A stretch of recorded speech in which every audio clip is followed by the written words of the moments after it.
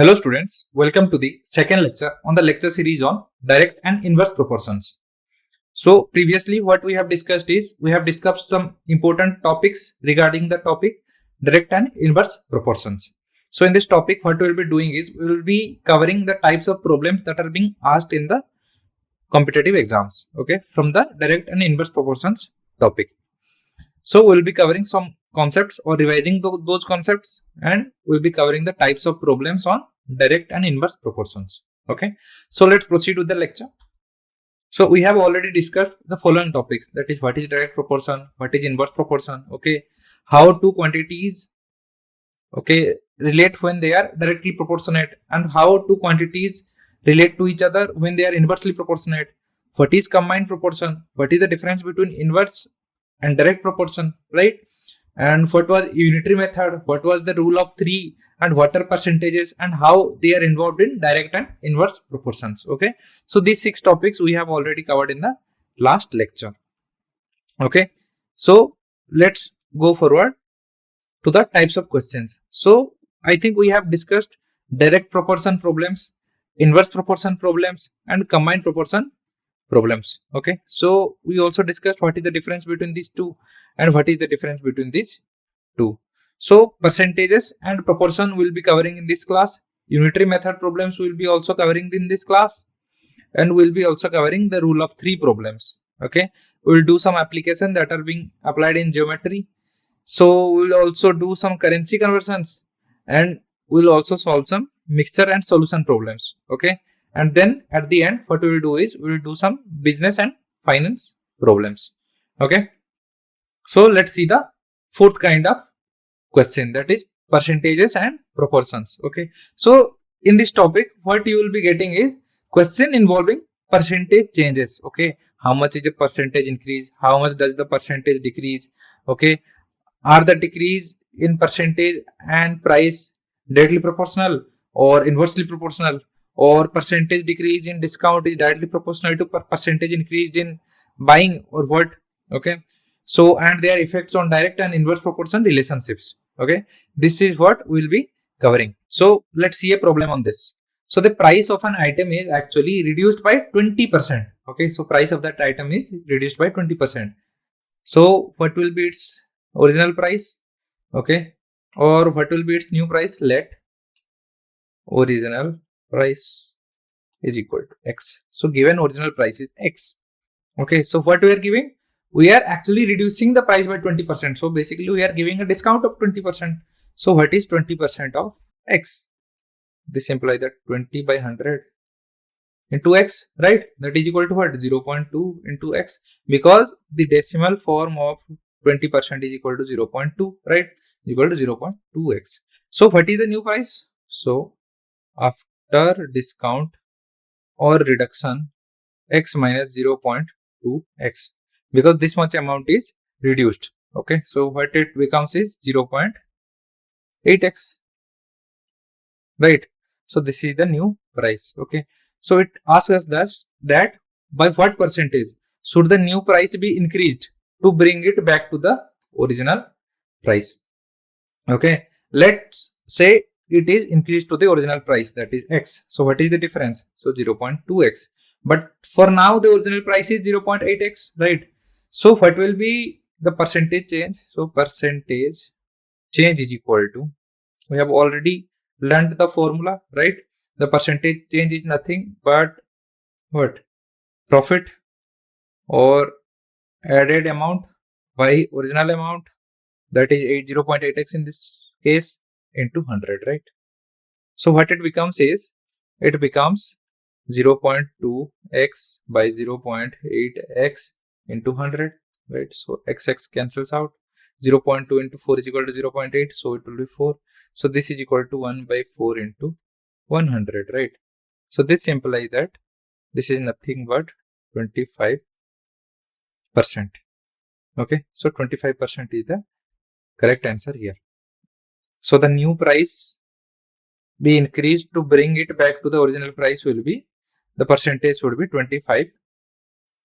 Okay, so let P be the original price of that item. So P new will be the new reduced price. Okay, So the percentage increase needed to bring the price back to the original price. Okay. So what we want to know is, we want to know the percentage increase. So what is it? So original price minus reduced price whole by reduced price. Okay, that is nothing by P minus P new by P new. So this is what 0.2P, and in the denominator what we have is P new, that is the reduced price, right? So it is 0.8P. So 0.2P by 0.8P, in this case P is actually X, that we have already assumed. Okay, so PP cancels out. 0.2 divides 0.8 as 0.2 into 4 is equal to 0.8. So it is 4 equal to 1 by 4 into 100. So that is nothing but 25%, right? Let's see. So percentage increase is 0.25 into 100. Okay. So percentage increase becomes 25%. Therefore, the new price should be increased by 25% to bring it back to the original price. Okay. So let's go forward to the next type of question. So the next type of question is unitary method problems. Okay. So what are unitary method problems? So applying the unitary method to find one quantity when the other are known. Okay. So based on direct or inverse proportion. So let's go forward. So let's see a problem on it. So if 5 workers can complete a job in 6 days. Okay. What is given? If 5 workers can complete a job in 6 days, then how many days will it take for 8 workers to complete the same job? Okay, so this is also a work time problem. Okay, so 5 workers into 6 days, right? So that is equal to what? 8 into x. Okay, so this implies what? X is equal to 5 into 6 by 8. So this is 3, this is 4. So 15 by 4 is the correct answer.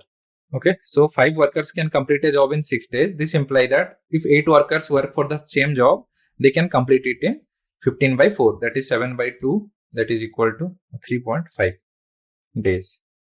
That is 3 days and 12 hours. That is how much time they will take, okay, to complete that same job.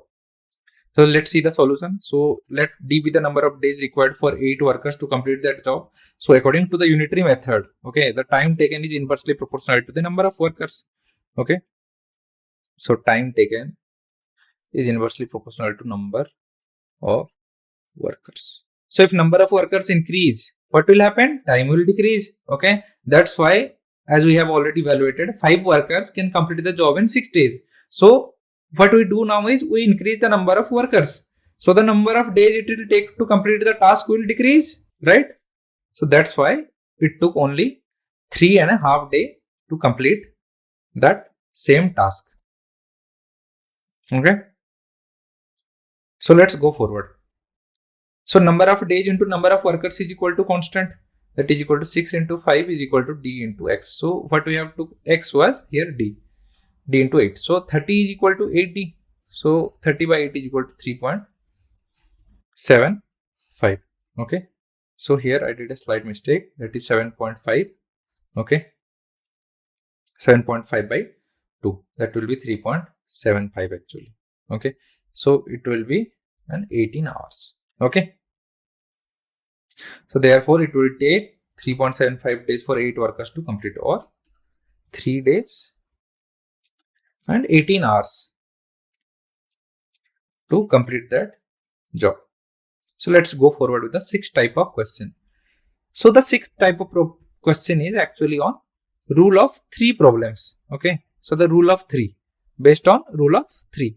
So using the rule of 3 to find a missing value when 3 related quantities are given. Okay. The previous question is also can be recognized as a rule of 3 problem. So let's go forward with another problem which specifies the rule of 3 problems. So 3 machines can actually complete a job in 4, 6 and 8 hours respectively. Okay, so how long will it take if all the 3 machines work together? Okay, what we can do here is we can take the concept of work rate. Okay, so what is work rate? Work rate is equal to 1 by number of hours or amount of time taken to complete it, or completion time, to 1 by completion time. Okay, so in this case, for the first machine, WR work rate is equal to 1 by 4. So for the second machine, M1, M2 WR is equal to 1 by 6. M3 WR is equal to what? 1 by 8. Because if all three are working together, so we can calculate the combined WR is equal to 1 by 4 plus 1 by 6 plus 1 by 8, right? So this is nothing but 24. So 6 plus 4 plus 3. So this is equal to what? 10 plus 3 is equal to 13 by 24. Okay. So 13 by 24 is the what? Combined work rate. Okay. So how long will it take? So it is 1 by 13 by 24.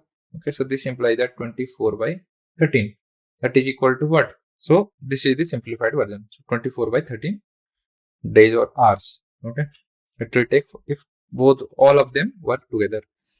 So let's see. According to the rule of 3, the time taken is inversely proportional to the number of machines. Okay. So rate of all machines working together is 1 by 4 plus 1 by 6 plus 1 by 8. That is the combined work rate. So rate of all machines working together is this much. So 13 by 24. So rate of all machines working together is this much. So time is equal to inverse ratio of that. So this is that. So 24 by 13 is equal to 1.85 hours. This is how much it will take if all the three machines work together. So 1 hour 52 minutes of if all the three machines work together, right? So let's see the seventh kind of application in geometry. So the seventh kind of question is an application in geometry. So applying direct and inverse proportion concepts to solve geometry problems such as similar figures and their properties. So let's go forward and see a problem on it to get a better gist and grip on the topic. So two similar triangles are there. Okay, they have side lengths in the ratio 3:5. If the perimeter of the smaller triangle is 24, find the perimeter of the larger triangle. Okay, given that two triangles are there. Let's say these are two triangles, A and B. Or for naming sake, let it be alpha and beta. And A, B, C, D, E, F. Okay, so triangles have side length of the ratio 3:1. So 3:5, let's say it is. So if the perimeter of the smaller triangle is 24, given this is 24, so find the perimeter of the larger triangle.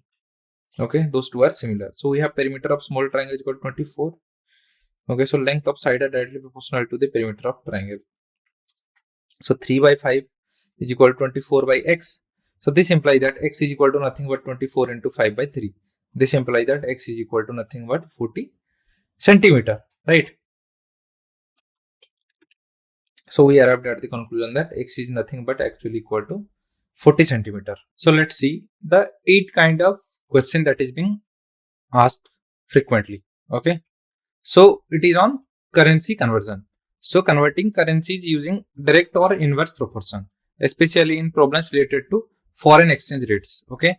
This kind of problems you will also face in your day-to-day life, because if you somehow get to another country, okay, there you have to do some currency exchange. And if you know all these tricks and these formulas and the methods, then it will be very easy for you. Okay. So let's see a problem on it. So if $1 US is 75 rupees, Indian rupees, then how much Indian rupees you will get for 300 USD? Okay. So for 1 USD, I get 75 rupees, right? Then for 300 USD, how much I'll get? So in rupees, it will be 75 into 300, right? So this much amount of, so 75, so 22500, this much amount of rupees I'll be getting. Okay. So let X be the amount in INR you will get for using 300 USD. So according to direct proportion, the amount of INR is directly proportional to the amount in USD. Okay, US dollar.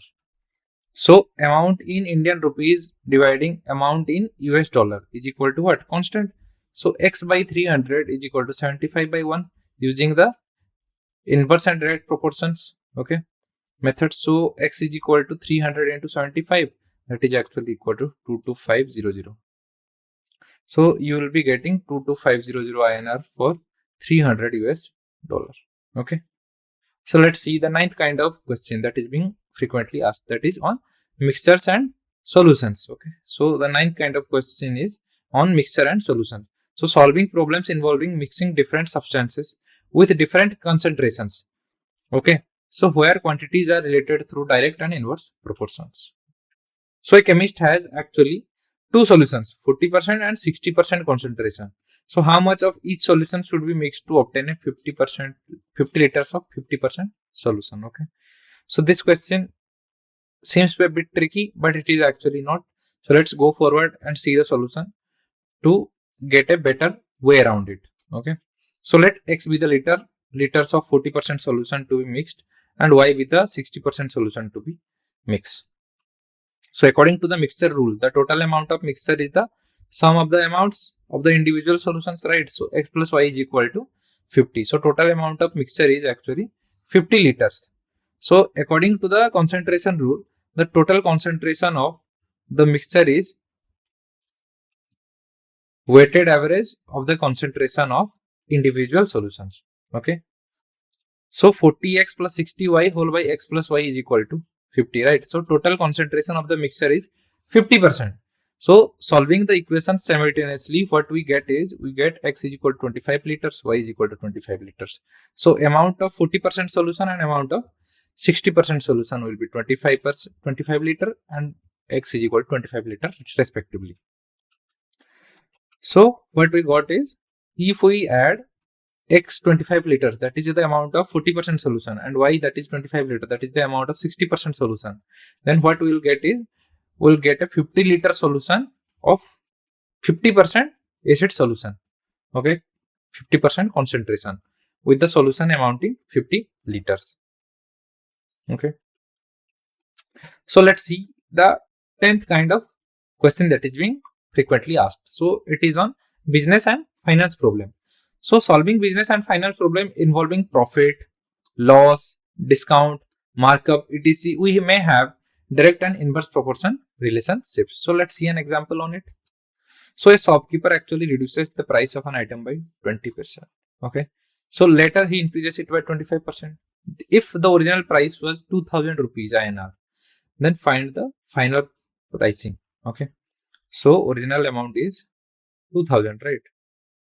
So now what we do is give a discount. So new price is equal to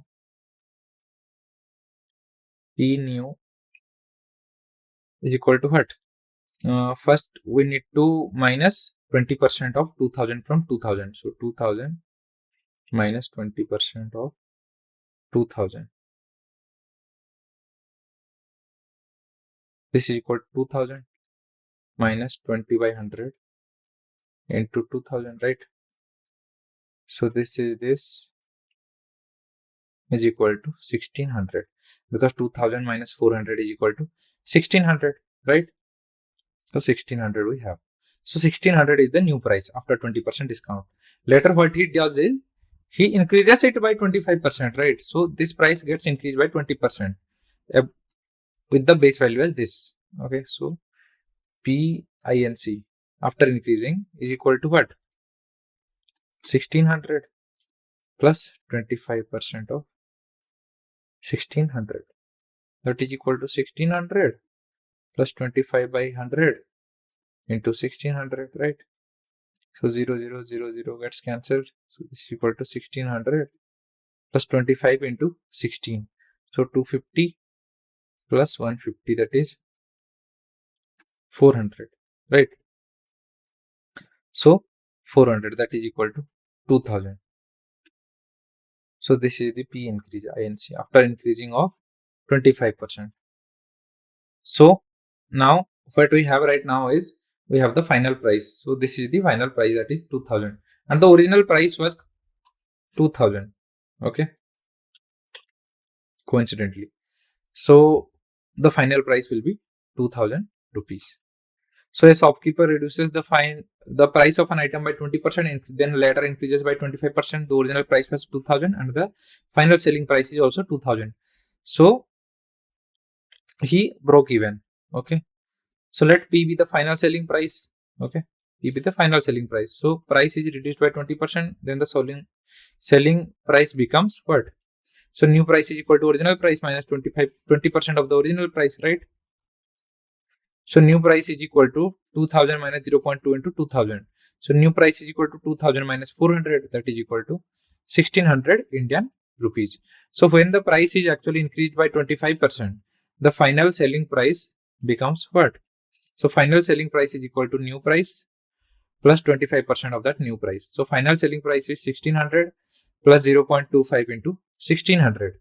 Okay. So final selling price is 1600 plus 400, that is 2000 INR. That is 2000 Indian rupees, right? So therefore the final selling price is 2000 Indian rupees. So let's revise what we have already discussed in this lecture. So we discussed this type of problems, that is on percentages and proportion. Okay. We saw that this question, the price of an item is first reduced by 20%.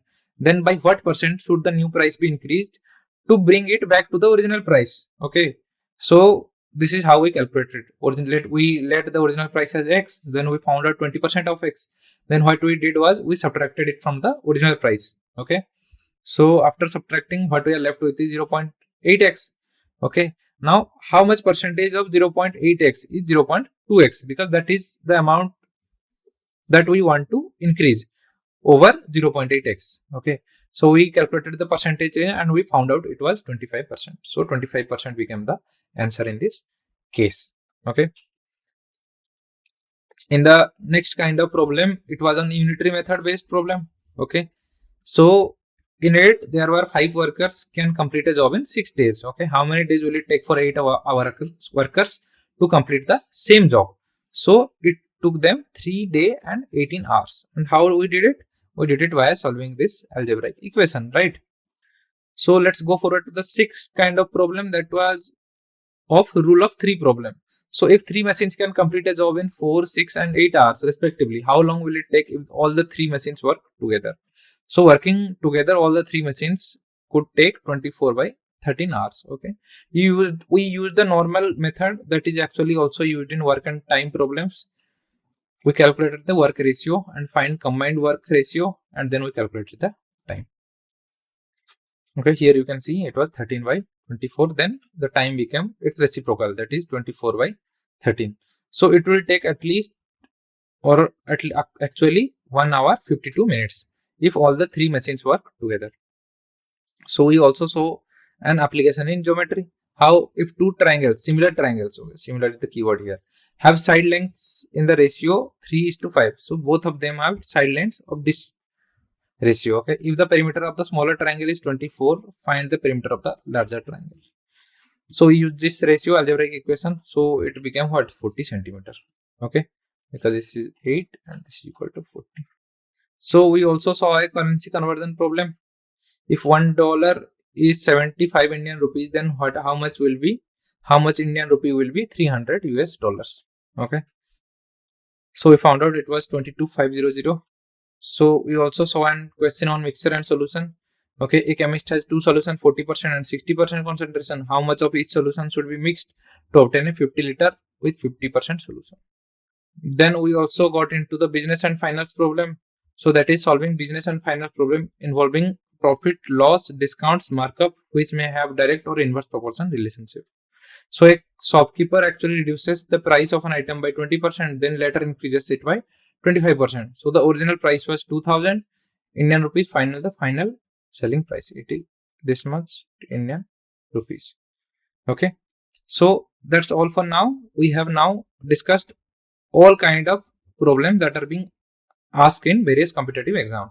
So in the upcoming lectures, what we will do is we will do some exercise problems, and then afterwards we will do some previous year questions. Okay. Thank you for your time.